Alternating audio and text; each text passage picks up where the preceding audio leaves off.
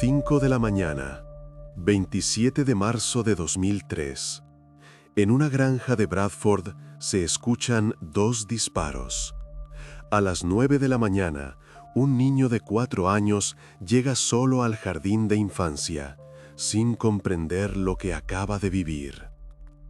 Y los detectives comienzan a desentrañar un caso que los llevará al sospechoso más inesperado.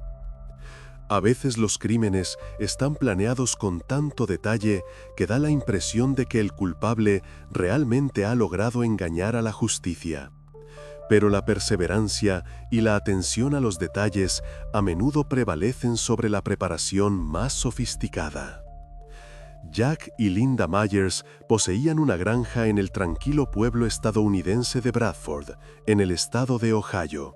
Población, unos 2.000 habitantes. Hacía 10 años que habían empezado a vivir juntos y 3 años después se casaron. Tenían a su disposición una casa espaciosa y 40 acres de tierra. El terreno se extendía hasta el horizonte, campos, un pequeño bosque en el límite más lejano, un viejo granero junto al camino de entrada. Linda tenía una hija llamada Amber. Siendo aún adolescente, se quedó embarazada y dio a luz a un niño, Damon. Jack y Linda no hicieron un drama de la delicada situación. Al contrario, apoyaron plenamente a Amber. El bebé nació a finales del 98. La pareja asumió de inmediato el cuidado principal de su nieto. Le proporcionaron todo lo necesario y luego, de hecho, comenzaron a criarlo como a su propio hijo. La habitación del niño se acondicionó en el segundo piso, junto a una ventana con vistas a un huerto de manzanos. Para ellos era de vital importancia que Amber recibiera una educación y pudiera construir una vida independiente. Jack y Linda gozaban del respeto de quienes los rodeaban, y había muchas razones para ello. Todo lo que emprendían les salía bien. Sus seres queridos los recordaban a ambos como personas increíblemente alegres y activas. Vivían la vida al máximo. Esto les daba la fuerza no solo para ser el pilar de la familia, sino también para llevar sus negocios con éxito. La pareja regentaba una pequeña pizzería en el centro del pueblo, un local en la esquina de Main Street, con un letrero rojo y 6 mesas en el interior. Se dedicaban a la compra y restauración de automóviles. Junto a la casa siempre había 2 o 3 coches a la venta. Además, Jack poseía propiedades inmobiliarias y coches que alquilaba. Para 2003, ambos cónyuges superaban los 50 años y su situación parecía más que estable. Amber ya había crecido, se había casado, aunque todavía estudiaba en la universidad. Había alcanzado la independencia financiera y vivía con su marido en su propia casa. La joven madre por fin podía mantener a su hijo por sí misma, por lo que estaba previsto que Damon se mudara definitivamente con ella en verano. Sin embargo, la conexión con sus abuelos no se interrumpió. Amber y su esposo vivían a solo media hora en coche de la granja.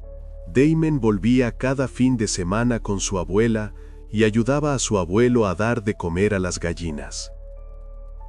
La familia prosperaba, pero la mañana del 27 de marzo de 2003, todo se vino abajo. A las 9:15, el operador de los servicios de emergencia recibió una extraña llamada. Llamaba a una maestra del jardín de infancia local. Su voz temblaba, estaba muy alterada e informó de que un niño había llegado al centro solo, completamente manchado de sangre. El niño de 4 años se llamaba Damon. Vivía aproximadamente 1 kilómetro del jardín de infancia, en la granja de sus abuelos. La maestra no entendía lo que estaba pasando. El niño estaba cubierto de sangre, pero no estaba herido. Repetía sin cesar que sus abuelos se habían derretido y que no conseguía contactar con ellos por teléfono. La mujer hizo una pausa y luego añadió en voz baja: «El niño tiene miedo». Con esta información, el operador envió una patrulla tanto al jardín de infancia como a la granja de los Myers. Uno de los agentes llegó al centro preescolar. Se encontró con un niño cuya ropa estaba literalmente empapada en manchas de sangre, de un color marrón oscuro, ya secas. Las maestras ya habían conseguido lavarle la piel, las manos y la cara. Un examen atento reveló que el niño, efectivamente, no había sufrido daños físicos. Seguía repitiendo que sus abuelos se habían derretido en su casa. El agente se arrodilló, intentando establecer contacto visual. Damon miraba a lo lejos, apretando un coche de juguete en la mano. Mientras tanto, otros agentes llegaron al rancho. El coche se detuvo en la entrada. La grava crujió ruidosamente bajo las ruedas en el silencio de la mañana. Se notaba de inmediato que la puerta principal estaba abierta de par en par. El viento soplaba en el vestíbulo, meciendo una cortina. Los policías entraron con las armas desenfundadas, llamando a gritos a los dueños. Silencio. Solo el crujido de una tabla del suelo en algún lugar. Pasaron por la sala de estar.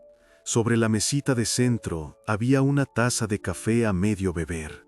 Y luego se dirigieron al dormitorio de la pareja. Allí, en la cama, yacían Jack y Linda, sin signos de vida.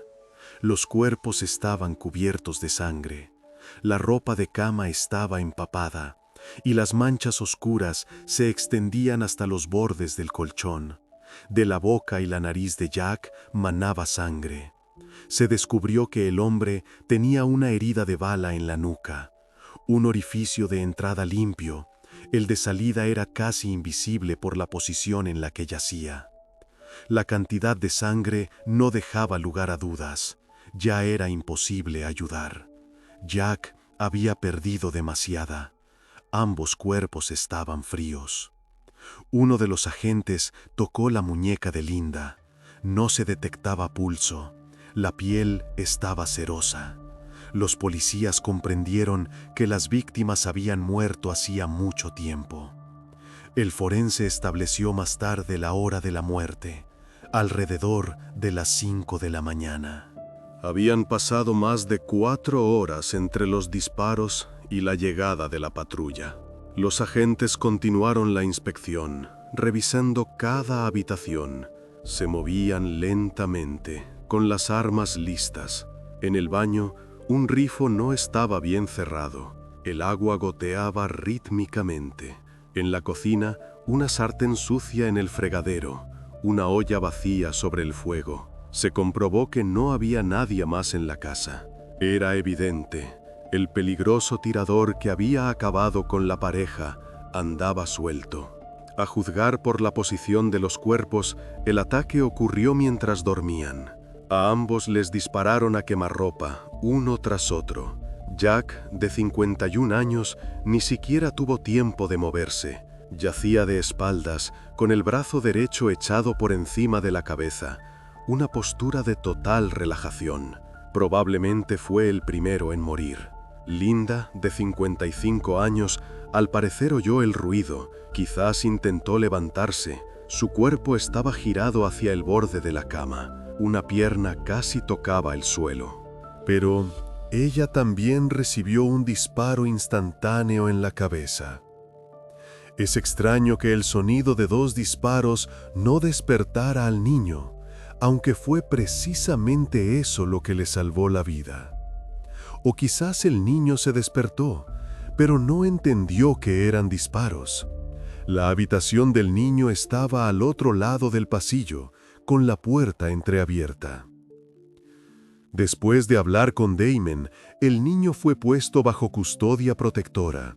Su paradero se ocultó incluso a sus familiares, lo que supuso un estrés adicional tanto para el niño como para su madre.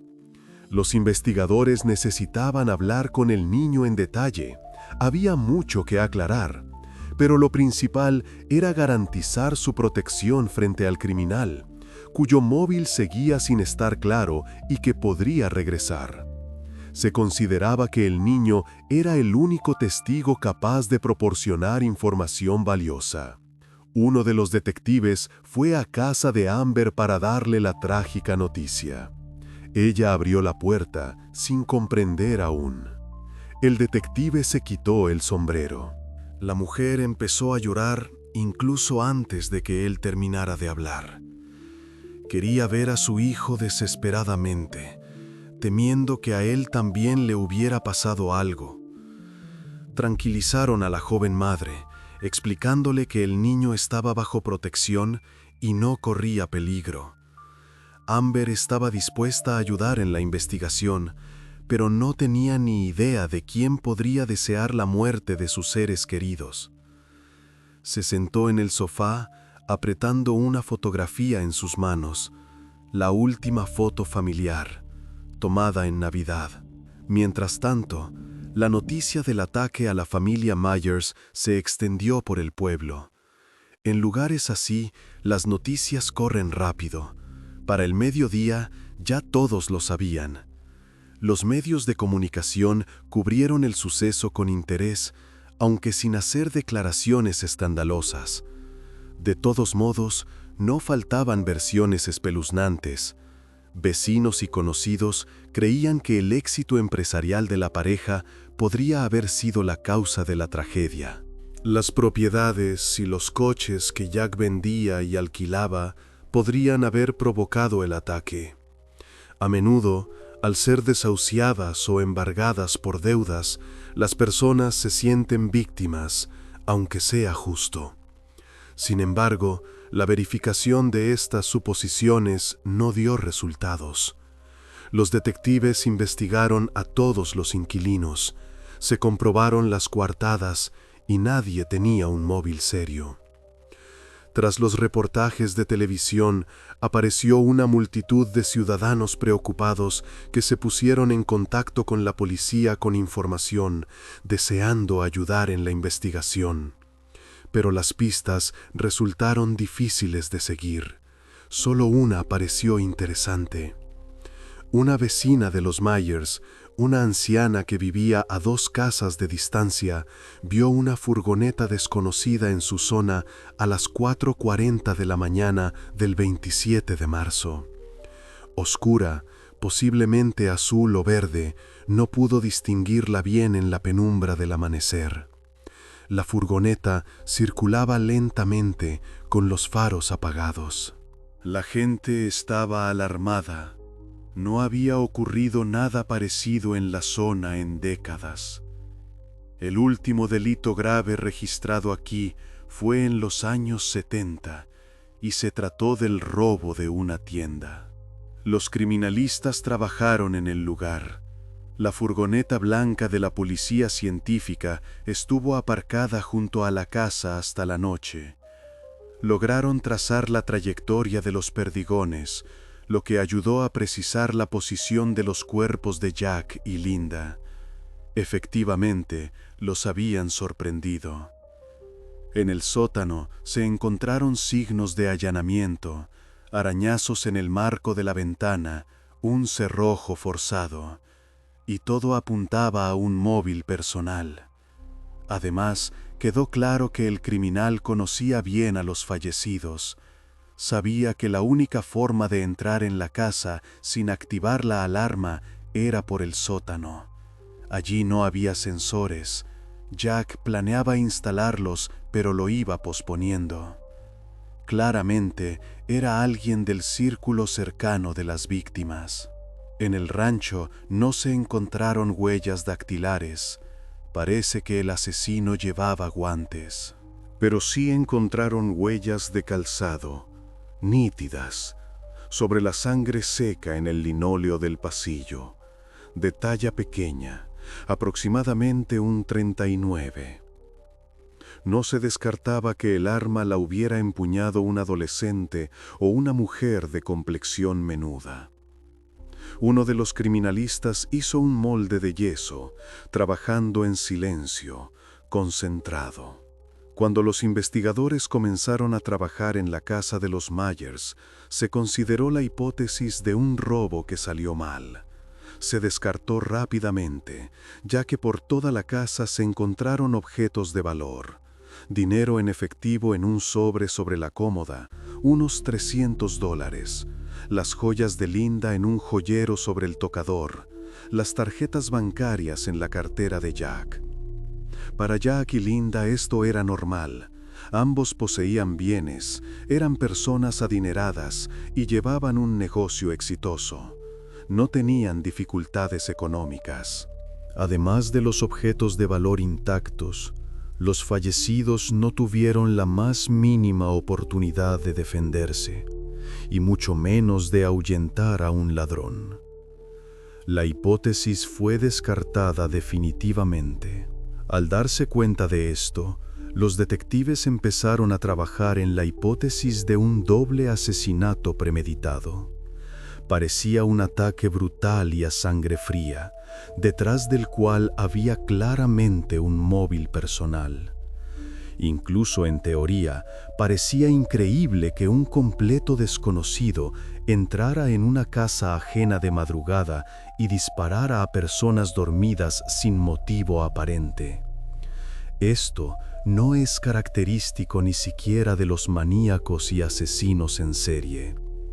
Además, teniendo en cuenta la alarma desactivada, los investigadores se centraron en el entorno más cercano de las víctimas en busca de sospechosos. Durante la investigación, se estableció que Jack tenía 2 hijos de su primer matrimonio, Greg Myers, de 25 años, y Travis Myers, de 28. Crecieron junto a Jack, Linda y la hija de esta, formando una gran familia. El vecino de la pareja asesinada, un hombre de unos 60 años que vivía en la granja de enfrente, contó que ambos hijos tenían una relación tensa con su padre. Los había visto discutir en el porche de la casa el verano anterior. Parecía que cualquiera de los dos podría tener un móvil. Sin embargo, no todos apoyaban esta versión. Ambos jóvenes parecían amables, positivos y mantenían lazos afectuosos con la familia. En la boda de su padre y Linda, el hijo menor fue el padrino. Estuvo a su lado, sonriendo en todas las fotos. A ambos se les describía como educados y amigables. Habían pasado la mayor parte de su infancia en esa misma granja con sus seres queridos. Todos los vecinos los conocían desde pequeños. Ninguno tenía antecedentes penales. Además, eran cercanos a su padre. Los jóvenes parecían asesinos muy improbables, pero Jack no había tenido otros conflictos evidentes últimamente, por lo que esta pista debía investigarse más a fondo. El vecino informó a la policía de que el hijo menor tenía graves dificultades económicas. Además, había visto a Greg discutir varias veces con su madrastra y su padre. Parecía que la mujer no le caía bien, evitaba hablar con ella, y a Jack le preocupaba la incompetencia y los problemas de su hijo. La última vez que el vecino los oyó discutir fue en febrero. Las palabras llegaban a través de una ventana abierta. Ambos hermanos fueron citados a declarar por separado. Cuando Greg entró por primera vez en la comisaría, los detectives notaron que parecía abatido, los hombros caídos, la mirada en el suelo. El joven lo atribuyó a la tragedia. Se sentó en una silla, puso las manos sobre la mesa, le temblaban los dedos. Durante la conversación, intentaron averiguar dónde se encontraba la madrugada del crimen. Declaró que había dormido por la noche y que se había ido a trabajar temprano por la mañana, sobre las 4. Al mismo tiempo, el chico se mostró seguro de sí mismo y no levantó grandes sospechas. Respondía con claridad, sin titubear. El hermano mayor también parecía afectado durante el interrogatorio. Tenía los ojos rojos, o no había dormido o había estado llorando. Proporcionó una coartada sólida, afirmando que había estado toda la noche y la mañana en el trabajo, situado a unos 50 kilómetros de la granja familiar. Turno de noche en una fábrica. Como prueba, incluso mostró una hoja de control horario, sellada por su supervisor, lo que parecía convincente y corroboraba sus palabras. Una prueba importante encontrada en la escena del crimen fueron las huellas de calzado. Los zapatos del hermano mayor se revisaron de inmediato. Resultó que usaba una talla 2 números más grande, un 41. Esta discrepancia fue suficiente para que las sospechas sobre él se debilitaran. Se mostró cooperativo, expresó su deseo de ayudar y estaba muy interesado en descubrir quién había atacado a sus padres. Hablaba con calma, sin nerviosismo. Travis accedió tranquilamente a someterse a la prueba del detector de mentiras y la superó con éxito. Los sensores no registraron ninguna alteración y además permitió voluntariamente que la policía registrara su casa. Llegaron por la tarde y pasaron allí 3 horas. No encontraron nada sospechoso en el interior. Al final, esta línea de investigación parecía un callejón sin salida. Sin embargo, no descartaron al hermano menor, aunque su talla de zapato tampoco coincidía, calzaba un 43. Ahora, la policía decidió hablar más detalladamente con Damon, de 4 años, que por fin se había recuperado. El niño se había sobrepuesto al shock, había dejado de sobresaltarse con los ruidos fuertes. Querían saber qué había visto y oído la noche y la mañana en que dispararon a sus abuelos. Según Damon, se despertó la madrugada del 27 de marzo de 2003 por un ruido inusual. No era un grito ni un estruendo, sino algo sordo, pesado. Apenas abrió los ojos y miró hacia la puerta de su habitación. La puerta estaba entreabierta y la luz del pasillo se filtraba por la rendija. Para su horror, el niño vio una gran figura verde, alta, ancha. El niño se asustó de inmediato y decidió que si fingía estar dormido, el monstruo se iría. Cerró los ojos con fuerza, contuvo la respiración. Y así fue. La figura pasó de largo, se oyeron pasos bajando las escaleras, y él volvió a dormirse. La psique infantil funcionó como un mecanismo de defensa. Por la mañana, Damon se despertó solo. Esto le pareció extraño de inmediato. Normalmente, su abuela lo despertaba para empezar a prepararse para el jardín de infancia. Entraba, abría la cortina y le daba un beso en la frente. El niño se preocupó por si llegaba tarde. Miró el reloj, uno grande, con Mickey Mouse en la esfera, y se dio cuenta de que ya era tarde. Normalmente salían de casa antes. Llamó a su abuelo y a su abuela por su nombre, pero nadie respondió. El silencio era opresivo. Entonces corrió a su habitación, descalzo sobre el suelo frío. Allí, según sus palabras, los encontró a ambos tumbados en la cama. Los cuerpos y la ropa de cama estaban ensangrentados. Por su edad, el nieto no comprendió que había ocurrido algo terrible. Se fijó en la sangre, oscura, pegajosa. A eso se refirió con la palabra derretidos, sin entender que se trataba de una hemorragia mortal. En su concepción infantil, la gente no muere, desaparece, se transforma en otra cosa. Damon se dio cuenta de que algo no iba bien, así que decidió coger un pañuelo de papel de una caja en la mesita de noche e intentó limpiar la sangre de su abuelo. pero había demasiada. El pañuelo se empapó y se rompió. Solo consiguió mancharse él mismo, las manos, la camiseta, los pantalones. Después de esto, el niño de 4 años comprendió que necesitaba la ayuda de los adultos, así que intentó llamar a los servicios de emergencia.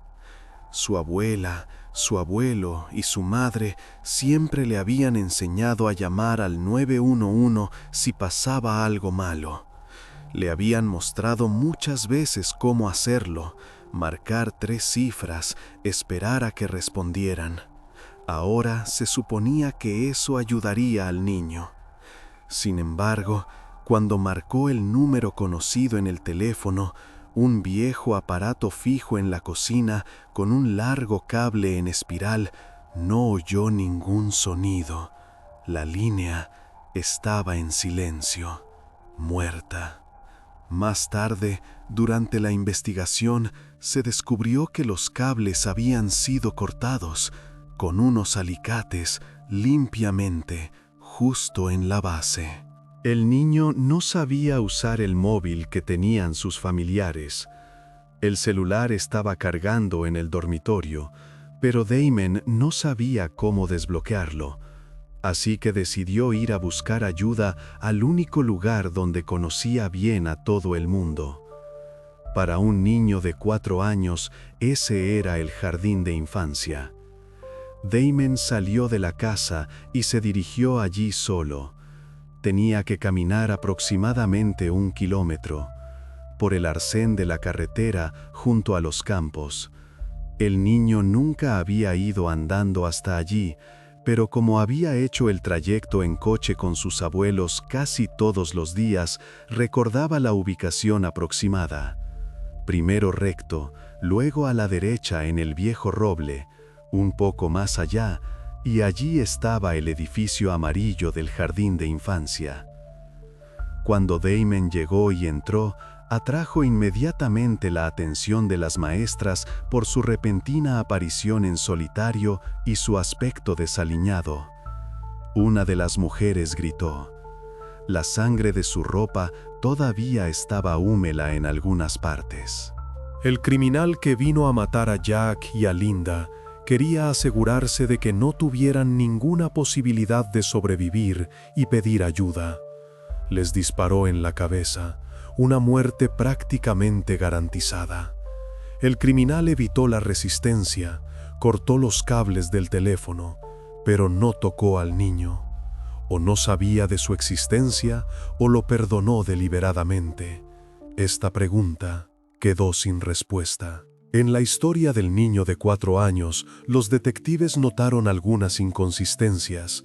Durante la inspección del terreno de la granja, se encontró una gran cantidad de sangre, incluso en los pasillos y en la entrada del dormitorio del niño. Gotas, salpicaduras. La trayectoria indicaba que alguien había pasado por delante de la habitación infantil después de los disparos.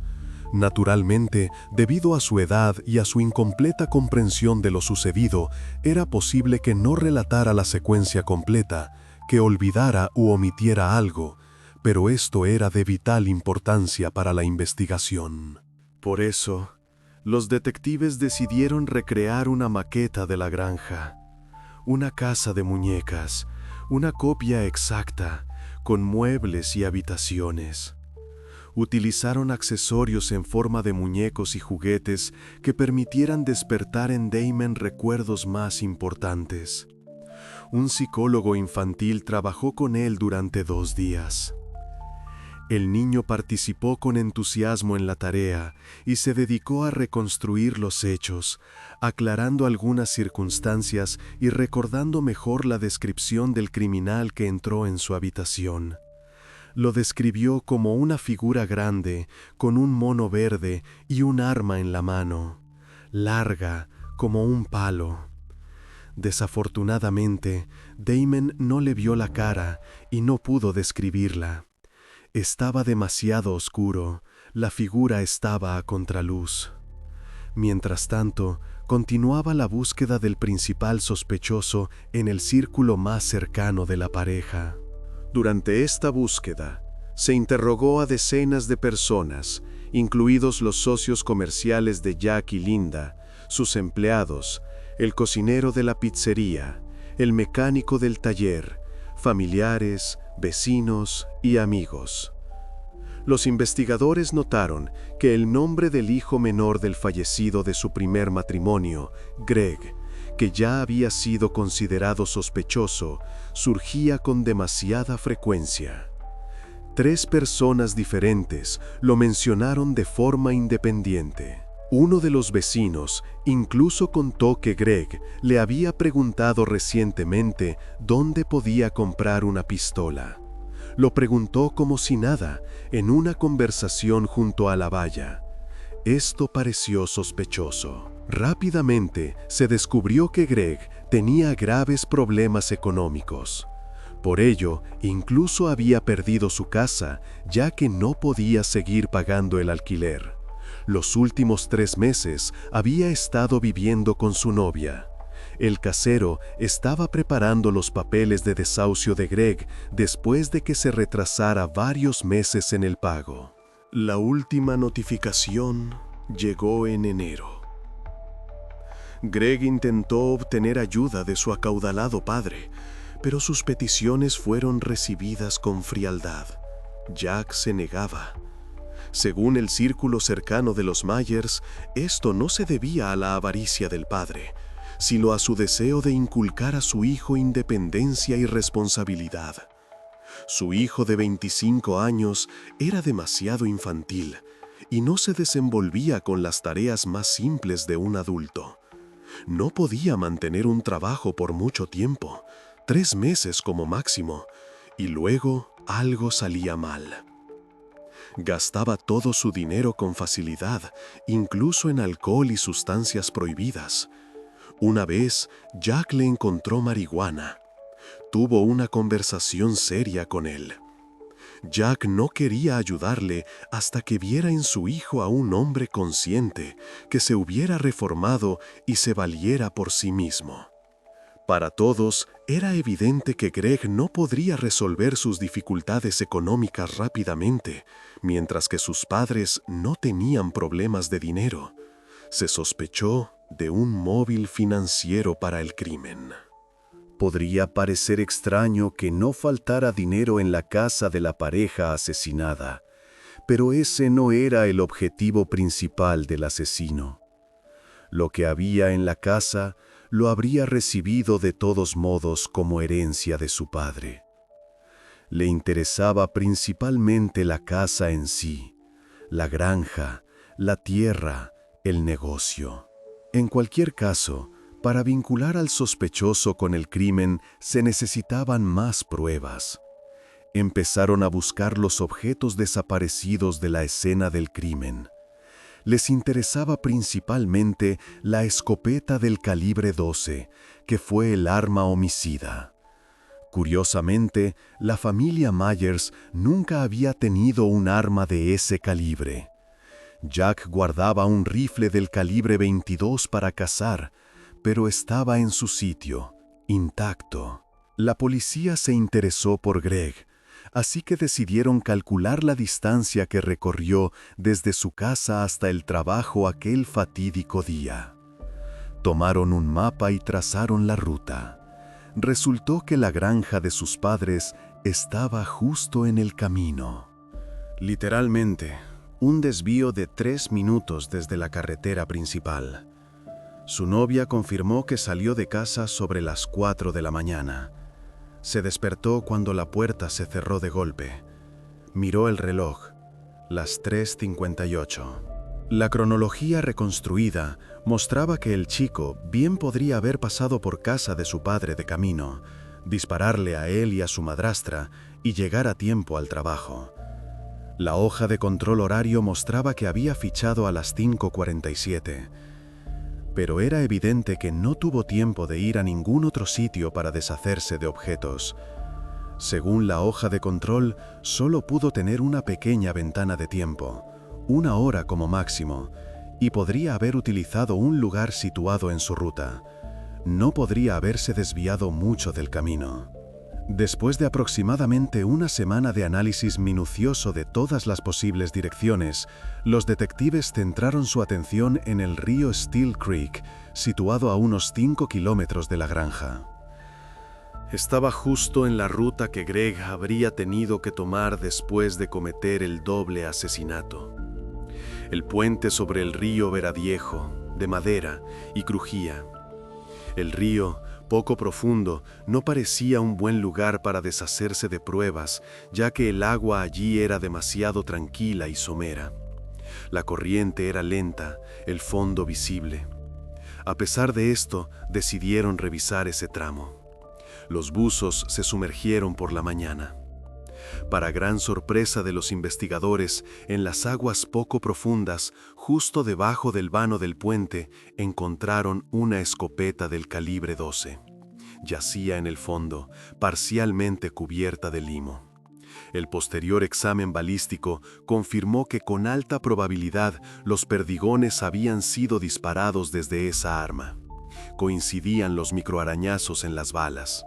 Era difícil ser más preciso, ya que no se encontraron los casquillos. El criminal se los llevó de la escena del crimen. Los recogió con cuidado, sin dejarse ni uno. Además, el número de serie en la superficie del metal había sido borrado, lo que causó dificultades adicionales, ya que era más complicado identificar al propietario. El número había sido limado a conciencia. Sin embargo, no se necesitaron esfuerzos increíbles para restaurarlo. Los criminalistas utilizaron un grabado con ácido, un método que revela las marcas profundas de los números estampados. Los datos se recuperaron en 2 días, y una comprobación en la base de datos permitió rastrear al antiguo propietario de la escopeta. Resultó que la escopeta había sido vendida por su antiguo propietario solo unos días antes de la tragedia de la familia Myers, el 23 de marzo, 4 días antes del asesinato. La policía se dirigió a la casa donde vivía la pareja que anteriormente poseía el arma. Una pequeña casa de campo en las afueras, con un porche. La mujer que realizó la transacción declaró sin dudar que sabía quién la había comprado. Incluso había anotado su nombre y sus datos en una libreta, una costumbre de la vieja escuela, registrarlo todo. Cuando la mujer se la mostró a los policías, allí estaba escrito: Greg Myers, quien precisamente era el principal sospechoso del caso. Dirección, número de teléfono, todo coincidía. Además, tenía exactamente la misma furgoneta que la vecina había visto a la hora aproximada del asesinato, una Dodge Ram del 96 de color azul oscuro. La vecina no se había equivocado. En la penumbra del amanecer, el azul bien podría parecer verde. A pesar de su cuidadosa preparación, el joven pasó por alto algunos detalles que ahora lo vinculaban con el doble asesinato. Se confirmaban las sospechas más inquietantes. La persona que disparó a Jack y a Linda podía ser, en efecto, el hijo del hombre. Todo esto fue un nuevo golpe para todos los Myers y sus seres queridos. No fue difícil entender cómo el doble asesinato beneficiaría a Greg. Su padre tenía una póliza de seguro de $250,000, cuyo beneficiario era su hijo. En caso de la muerte de Jack y Linda, él heredaría la granja, el negocio y todas las propiedades, resolviendo automáticamente todos sus problemas financieros. Esto le daba al principal sospechoso un móvil sólido y a la policía una razón para otro encuentro en la sala de interrogatorios. Esta vez, los detectives fueron más directos, sin rodeos. Les interesaba principalmente el testamento, la herencia y los problemas económicos del chico. Greg negó su culpabilidad, miraba al frente, sin parpadear, con voz firme. Y en ese momento, los investigadores solo tenían pruebas circunstanciales. Como querían presentar cargos de asesinato en primer grado, necesitaban algo más sustancial, o una confesión. Sin pruebas directas, sería difícil demostrar la culpabilidad en un juicio. El presunto asesino fue puesto en libertad de nuevo. Salió de la comisaría, se subió a su furgoneta y se marchó.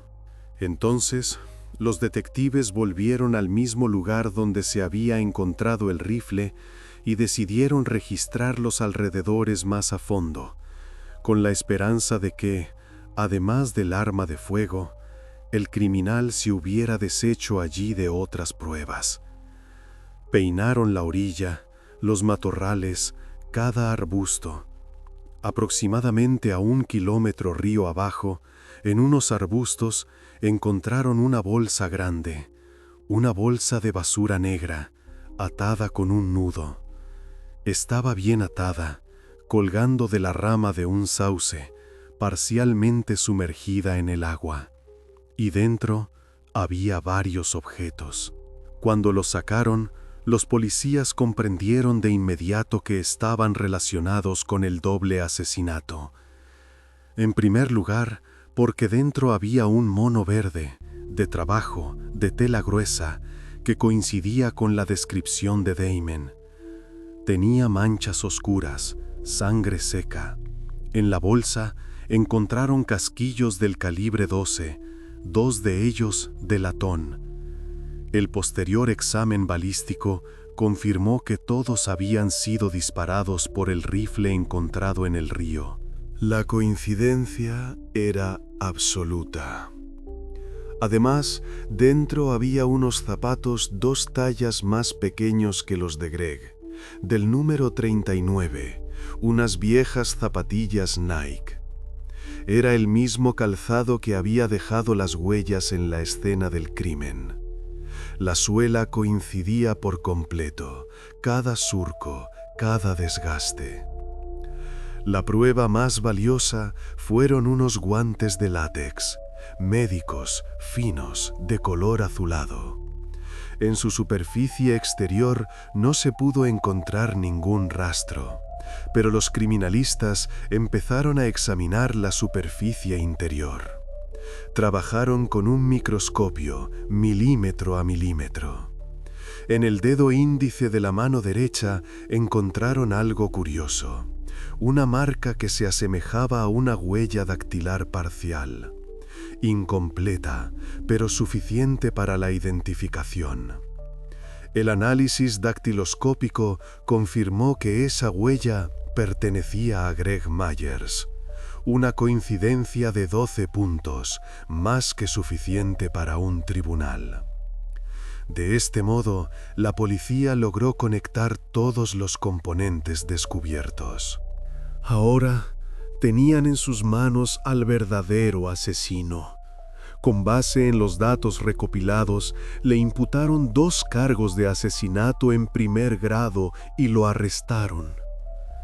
Detuvieron a Greg temprano por la mañana, en casa de su novia. No opuso resistencia y guardó silencio durante todo el trayecto a la comisaría. Las audiencias del caso de Jack y Linda se programaron para abril de 2004. Se tardó 1 año en preparar el proceso. A pesar de las pruebas irrefutables, Greg seguía sin admitir su culpabilidad. Miraba a la pared, respondía con monosílabos. No lograron que se quebrara, a pesar de los largos interrogatorios y todas las artimañas de los detectives. Sin embargo, el fiscal confiaba en la victoria. El caso era sólido como una roca. Comenzaron las audiencias. La sala del tribunal se llenó de familiares de Jack y Linda, parientes, amigos, vecinos. Algunos todavía no querían creer lo que había sucedido, ya que recordaban a Greg como la persona que se sentaba con los demás a la mesa familiar. Parecía un hijo cariñoso y una persona decente. Ahora los había reunido a todos en un tribunal. Todos se dieron cuenta de que el acusado no mostraba el más mínimo remordimiento. Permaneció con cara de piedra. Los familiares, en particular Amber, intentaban cruzar su mirada con la de él. Ella lo miraba fijamente, pero él no miró ni una sola vez a ninguno de los presentes. Incluso cuando leían los cargos, miraba al suelo. El abogado defensor intentó refutar las afirmaciones de la fiscalía, aludiendo a la naturaleza circunstancial de la mayoría de las pruebas y a la diferente talla de zapato. Basó su defensa en que Greg físicamente no podría haber calzado unos zapatos del número 39. Sin embargo, la base de la acusación era demasiado sólida. Incluso dejando de lado todo lo circunstancial, había pruebas irrefutables. El fiscal subrayó lo meticulosamente que el criminal se había preparado para el asesinato, llegando a usar zapatos 2 tallas más pequeños, rellenando las puntas para que le ajustaran. Sin embargo, no logró desviar por completo las sospechas de sí mismo. Hubo numerosos testigos que vieron la precaria situación de Greg y sus desacuerdos con su padre y su madrastra. 7 personas prestaron declaración, y los resultados de los análisis forenses confirmaron estas sospechas. La versión coherente de la acusación convenció al jurado. El 27 de abril de 2004, tardaron unas pocas horas en declarar a Greg Myers culpable de 2 cargos de asesinato en primer grado. 3 horas y 40 minutos de deliberación. El tribunal condenó al criminal a 2 cadenas perpetuas sin posibilidad de libertad condicional. Cuando se leyó el veredicto, en la sala reinaba el silencio. Curiosamente, incluso después de esto, algunos miembros de la familia Myers se negaban a creer que él pudiera haberlo hecho. Pensaban que alguien le había tendido una trampa. Las pruebas eran demasiado convenientes. Todo se encontró demasiado rápido. Greg sigue entre rejas. Su abogado presentó varias apelaciones, pero todas fueron desestimadas. La última en 2012. A pesar de que la historia de Greg Myers en libertad había terminado, las pesadillas de Damon continuaban. Según sus allegados, el niño sufrió durante muchos años pesadillas relacionadas con el monstruo verde. Se despertaba gritando, empapado en sudor. Solo cuando creció, sobre los 14 años, desaparecieron. Con la edad, comprendió lo injusto que había sido el acto de Greg. Entendió que el monstruo era una persona real. El niño recordaba a Jack y a Linda como unos abuelos cariñosos que no merecían en absoluto tal destino. Conservaba sus fotos, la vieja gorra de béisbol de su abuelo, el libro de cocina de su abuela. Cuando el revuelo en torno al doble asesinato, Damon pudo reunirse con su madre.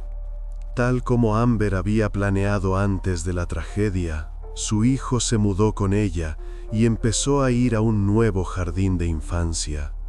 Otra ciudad, otra gente. Poco a poco, todos se fueron recuperando. Amber terminó la universidad y encontró un buen trabajo. Más tarde, en entrevistas, un Damon ya adulto declaró en repetidas ocasiones que sentía que su deber era ser una continuación de sus abuelos, que habían invertido sus fuerzas en él. Quería convertirse en una persona decente y en el orgullo de su familia, justificar la fe que habían depositado en él. Damon creció, trabaja como pintor y se mudó a una ciudad vecina, donde empezó una nueva vida desde cero. Ahora tiene su propia familia. La granja se vendió. Nadie quería vivir allí después de todo lo sucedido.